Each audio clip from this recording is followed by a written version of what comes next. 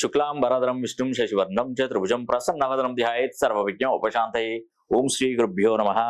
నమస్తే అండి, నేను మీ రామకృష్ణ హాన్, ఆస్ట్రో న్యూమరాలజిస్ట్ని. అందరూ ఎలా ఉన్నారు?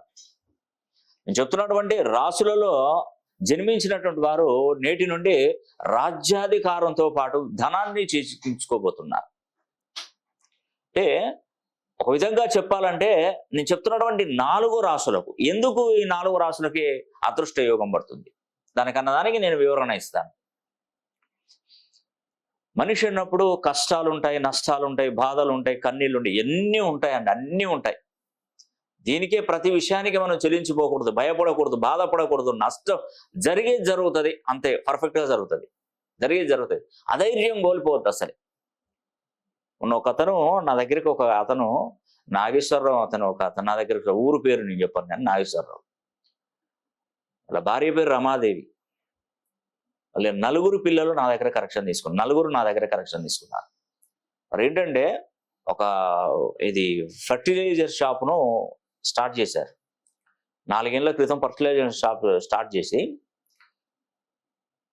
కోట్ల రూపాయలతోనే బయట నుండి కంపెనీలకు క్రెడిట్ పద్ధతి మీద తీసుకొచ్చి అమ్మాడు.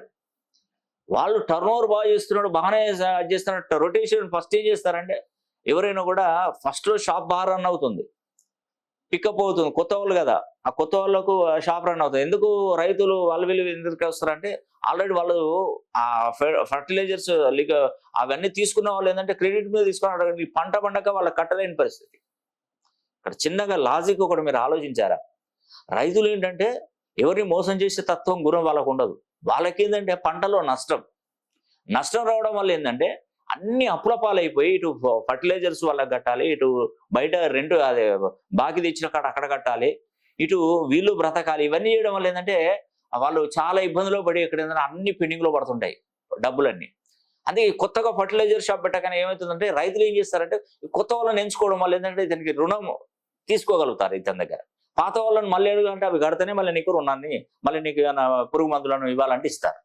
ఆ కొత్తగా పెట్టాడు కాబట్టి ఇతనికి ఏంటంటే రైతులందరూ కూడా చాలా మంది ఇతని దగ్గరికి వచ్చి చాలా మంది క్రెడిట్స్ అనేది తీసుకుపోయారు. కొంత కట్టి, కొంత సగం కట్టి, ఈ సగాన్ని అక్కడ కడితే వాళ్ళు ఏం చేశారు, ఆ కంపెనీ యజమానులు ఏం చేశారు, పెద్ద పెద్ద ప్రోడక్ట్స్ తీసుకుంటారు కదా వీళ్ళు, అవన్నీ వాళ్ళు ఇతనికి ఎక్కువగా ఇవ్వడం మొదలు పెట్టారు. టర్న్ ఓవర్ బాగా చేస్తున్నాడు.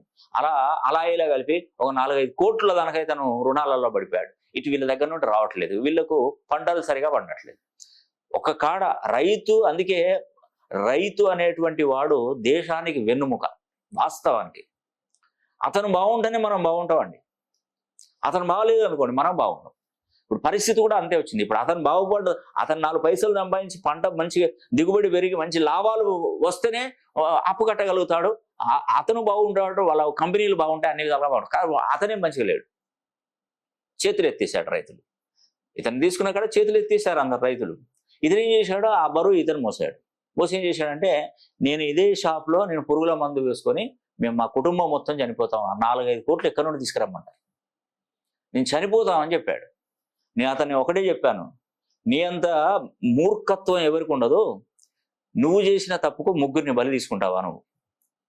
ఇదేం న్యాయమైనది? నువ్వు చేసేది నువ్వు కాకుండా వాళ్ళ భవిష్యత్తును నువ్వు పాడు చేస్తున్నావు, నీకు ఎందుకు బుద్ధి లేదని చెప్పాను. అన్నాను, నీ మాట 4 మాటలు అన్నాను. చనిపోతాడు, పిల్లల్ని చంపేస్తాడు.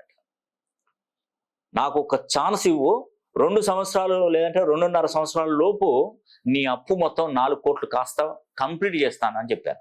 అంటే నేను తీర్చడం కాదు, చేపిస్తానని చెప్పాను.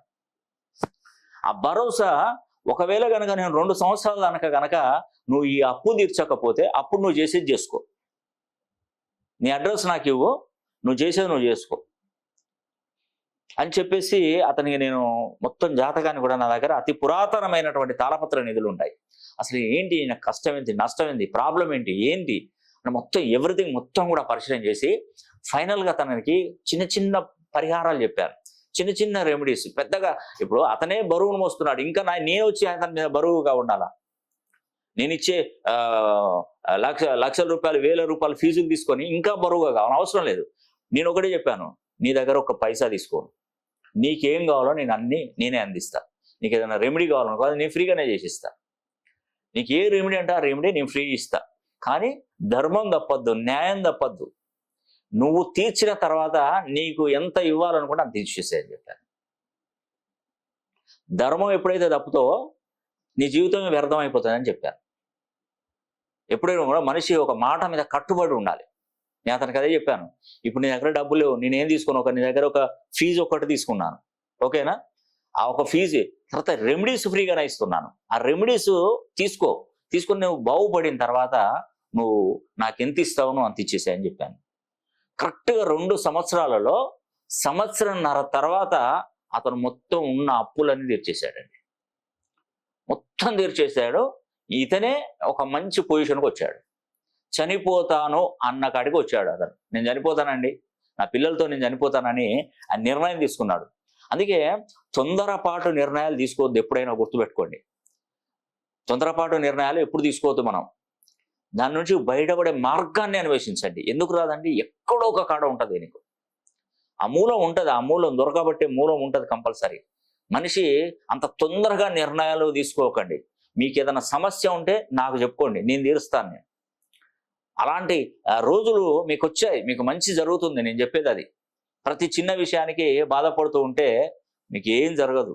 మనకు థామస్ ఆల్వా ఎడిసన్ తెలుసు కదా మీకు, మన విద్యుత్ శక్తితో తయారు చేసేటువంటి ఒక బల్బును కనుక్కున్నాడు అతను. వాళ్ళ తల్లి ఆ పిల్లోడిని స్కూల్కు పంపితే ఆ స్కూల్లో ఉన్నటువంటి యజమాన్యం అంతా కూడా, మీ పిల్లోడు చదవట్లేదు, అల్లరి చేస్తున్నాడు, వాడికి అసలు జ్ఞానం లేదు, వాడికి వేస్ట్, మా దగ్గర ఉంటే మా స్కూల్ పరువు పోతుంది, మీ పిల్లోడిని మీరు తీసుకెళ్ళండి బాబోయ్ అని చెప్పేసి గెంటి వేశారు ఆ పిల్లోడిని. ఆ తల్లి ఏం చేసిందంటే, మీరు మా అబ్బాయిని గెంటి వేశారు కదా, ఈ ఇంత మంచి జ్ఞానవంతుని మీరు గెంటి వేశారన్న పేరు మీకు చెందుతుంది, మీరు నా పిల్లోడిని ఎక్కడికి పంపించారు, నేనే చదువు చెప్తాను, నేనే ప్రయోగం చేస్తాను అని చెప్పి ఆ తల్లి ఆ పిల్లోడిని తీసుకొని ఇంటికి వెళ్ళి విద్యాబుద్ధులు నేర్పిస్తే వాడు ఒక సైంటిస్ట్ అయ్యాడండి. ఈరోజు మనం చీకట్లో కూడా వెలుగును చూస్తున్నామంటే దానికి కారణం థామస్ ఆల్వా ఎడిసన్. ఒక విద్యుత్ శక్తితో తయారు చేసినటువంటి బల్బు, విద్యుత్ శక్తితో వెలిగేటువంటి బల్బును కనుక్కున్నటువంటి గొప్ప మహానుభావుడు. చూసారా? ఎందుకంటే ఎవరి టాలెంట్ ఎప్పుడు బయటపడదండి, మనం దాన్ని వెలికి తీయాలి, కంపల్సరీ ప్రోత్సహించాలి. మన పిల్లోడికి ఏదో మార్కులు దక్కొచ్చాయని చెప్పేసి వాడు 4 మాటలు అనుకోండి, వాడు ఏం చేస్తాడు? వాడు ఏదైనా ఒక ఇబ్బంది పడి ఏదైనా ఒక అఘాయిత్యానికి పాల్పడతాడు. అరే పోతే పోనీ నాయన, నీ దగ్గర నీ టాలెంట్ గొప్పదిరా, నాకు తెలుసు నీ టాలెంట్ గొప్పది, నువ్వు మహా గొప్పవాడు, నీకు నాలెడ్జ్ బాగుంటుంది, ఇది కాకపోతే నువ్వు నెక్స్ట్ టైం నువ్వు మార్కులు తెచ్చుకుంటావు, నువ్వు చూడు అని చెప్పేసి వాడు కొంచెం ప్రోత్సాహం అందిస్తే వాడు పోయి గుట్ట మీద కూర్చుంటాడు. ఖచ్చితంగా వాడు మార్కులు తెచ్చుకొనే వస్తాడు. అందుకే ఫైనాన్షియల్గా ఇబ్బంది అస్సలు పడకూడదండి. జరిగేది జరుగుతుందండి. ఏమవుతుంది, ఏం ప్రాబ్లం అవుతుంది మీకు చెప్పండి? నువ్వు కాస్త టైం తీసుకో. ప్రతిదీ నువ్వే ఆలోచించుకో, నువ్వే నిర్ణయాలు తీసుకుంటుంటే ఏం జరుగుతుంది? ఏం జరగదు. కాబట్టి ఏంటంటే కొంచెం టైం తీసుకో, ఇచ్చే కాడ టైం తీసుకొని నువ్వు ప్లాన్ చేసుకో. కానీ ఎవరికి అన్యాయం చేయదు. నువ్వు డబ్బులు ఇప్పుడు ఉదాహరణకి నువ్వు ఇప్పుడు డబ్బులు 10 రూపాయలు తీసుకున్నావు ఎవరి దగ్గర, ఆ 10 రూపాయలు తీర్చేయి, ఎగ్గొడితే ఆ పైన ఉన్న భగవంతుడు నిన్ను చేస్తాడు, ఇంకా నిన్ను ఎదగనియాడు. ధర్మబద్ధంగా నువ్వు ఇచ్చేసేయి, డబ్బులు నువ్వు కట్టేసేయి, ధర్మబద్ధంగా కట్టేసేయి. కానీ ఎగ్గొట్టద్దు, ఐపీలు పెట్టకూడదు. ఐపీలు ఎందుకంటే నిర్ణయం తీసుకోండి, మంచిగా చెప్పండి, సరి చెప్పండి, ఇది పరిస్థితి అని చెప్పండి. వచ్చి ఏం చేస్తారు చెప్పండి? డబ్బులు అప్పుగా ఉంటే ఐపీలు పెడితే పని అయిపోతుందా? బ్యాడ్ నేమ్ తప్పే ఉండదు. సమాధానం చెప్పండి, తీర్చేస్తాను. కానీ మనం మోసం చేయకూడదు. మనం జీవితంలో ఎదగాలంటే బయట నుండి 10 పైసలు మనం అప్పుగా తీసుకుంటే వాడికి సక్రమంగా కట్టే బాధ్యత మనది, కట్టాల్సిందే. అలా ఉన్నటువంటి వాడే ఈరోజు చూస్తే 100 కోట్లు, 1000 కోట్లు, లక్షల కోట్లు సంపాదిస్తున్నారు. ధర్మాన్ని గనక తప్పినట్లయితే మనం ఎట్టి పరిస్థితులలో కూడా బాగుపడలేము. ఇది ఒక్కటేనండి మన జీవిత రహస్యం. మనం బాగుపడడానికి ఒక రహస్యం ఇదే. ఎదుటి వారిని మనం మోసం చేయొద్దు, గుర్తుపెట్టుకోండి. అదొక్కటి కనుక లేకపోతే మన జీవితంలో ఎక్కడికో ఎదిగిపోతాం, ఖచ్చితంగా చెప్తున్నాను.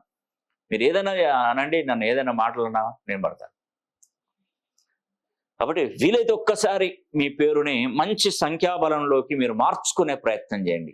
తులారాశిలో పుట్టిన, వృషభ రాశిలో పుట్టిన, సింహరాశిలో పుట్టిన, కుంభరాశిలో పుట్టిన, నేను చెప్తున్నటువంటి ఈ 4 రాశులు నేటి నుండి రాజ్యాధికారంతో పాటు ధనాన్ని కూడా చేజిక్కించుకోబోతున్నారు, ధనవంతులు కాబోతున్నారు, ఆర్థికంగా నిలదొక్కుకోబోతున్నారు, మీ లైఫ్లో ఒక మంచి పొజిషన్కి వెళ్ళబోతున్నారు.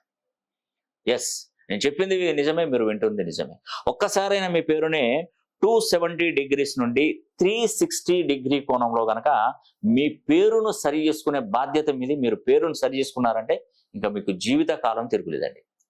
ఈ వీడియో కనుక మీకు నచ్చినట్లయితే లైక్ చేయండి, షేర్ చేయండి, కామెంట్ చేయండి. సర్వే జన సుఖినో భవంతు.